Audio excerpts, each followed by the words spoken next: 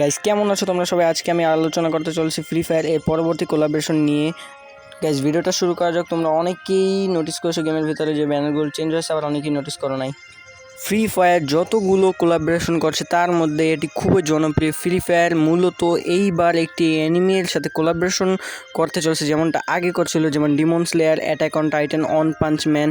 এইবারের অ্যানিমে এর নাম হচ্ছে নারুটো শিপুডেন, যা পুরো পৃথিবী জুড়ে জনপ্রিয়। আমার কাছে এই কোলাবরেশন অনেক ভালো লাগছে।